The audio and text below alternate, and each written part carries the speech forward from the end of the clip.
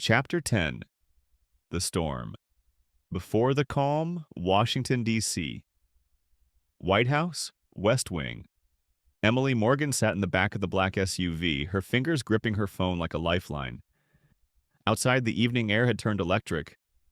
Thunderheads rolled in from the south, casting long shadows over the White House lawn. Her father's press conference was scheduled to begin in less than 10 minutes, and she knew exactly what it was about. She had seen the draft, knew the phrasing, knew the spin. The President of the United States would stand at the podium and assure the American people that their first daughter was not involved in any inappropriate relationship. That she had not, in fact, fallen for a man who had no home, no name, and no future in their eyes. But Emily knew better. She had never seen the future clearer. "Are you sure you want to do this?" Agent Harrow asked, glancing at her in the rearview mirror. She looked up slowly. "I've never been more sure of anything." He gave a subtle nod and pressed the intercom. "We're pulling around to the service entrance." The SUV rolled to a stop. Emily stepped out, her heels clicking softly against the pavement. She no longer wore the polished perfection of the president's daughter. Her hair was loose, her eyes tired but determined. She wore no makeup, only resolve. As she walked through the narrow corridor toward the press hall, she could already hear the hum of the media, the chatter of advisors, her father's voice rehearsing lines one more time. She slipped past a pair of Secret Service agents, neither recognizing her in her toned-down look. A narrow stairwell led her to the staff corridor, her childhood shortcut. In room 1A, Nathan sat on a stiff vinyl bench beside a nurse.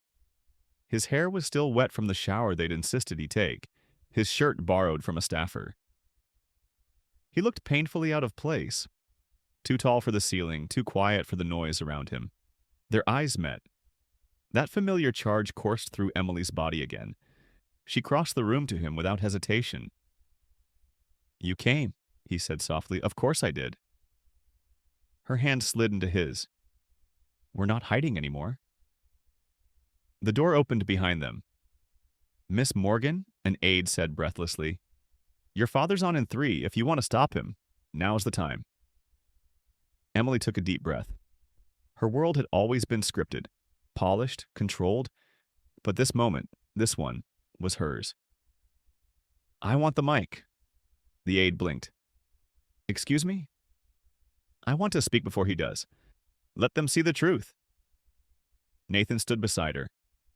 "You don't have to do this." But she did. The briefing room. The buzz inside the West Wing's press room died the moment Emily stepped on stage. All cameras swung toward her. A dozen reporters gasped audibly. Behind her, Nathan remained at the edge of the curtain, watching, silent and unmoving. Emily stepped to the podium. She didn't glance at the teleprompter, didn't need to. "My name is Emily Morgan, and for 23 years I have done everything this house and this title demanded of me. I have smiled when I wanted to scream. I've stood still when every part of me wanted to run." Click. Click. Click. Flashbulbs lit the room like lightning strikes. And then I met someone who saw me, not as a symbol, not as an asset, just as a person. That man is standing behind this curtain. He has no security clearance, no trust fund, no powerful last name. Her voice wavered slightly, but only with passion. But he gave me something I never found in politics or privilege: freedom. And I will not apologize for loving him. Gasps, shudders, silence. I know many of you will think this is reckless. I know some of you will try to twist it. But love, real love, isn't a scandal. It's a right. She stepped back from the mic. The room erupted. The president stood just outside the doorway, frozen. Reporters scrambled to shout questions. "Emily, what's his name? Is he with you now? Is this sanctioned? Is this true love or rebellion?" Emily didn't answer. She turned, walked toward the curtain, and extended her hand. Nathan stepped forward. Their fingers met. The flashbulbs nearly blinded them. Later that night, in a small side room off the West Wing, Emily sat curled on a couch, Nathan's arm around her shoulders. The storm outside had finally broken. Rain tapped the window like applause. That was, he began. Terrifying? She finished with a smirk. He laughed softly. I was going to say brave. She leaned into him. Well, it's done now. A knock came at the door. The chief of staff stepped in, an unreadable expression on her face. Your father wants to see you? Alone. Emily hesitated. Nathan squeezed her hand. Go. She stood, heart hammering. As she followed the chief of staff into the hallway, her father's familiar silhouette came into view. Standing behind his desk, back turned to her. Close the door, Emily, he said. She did. He turned to face her.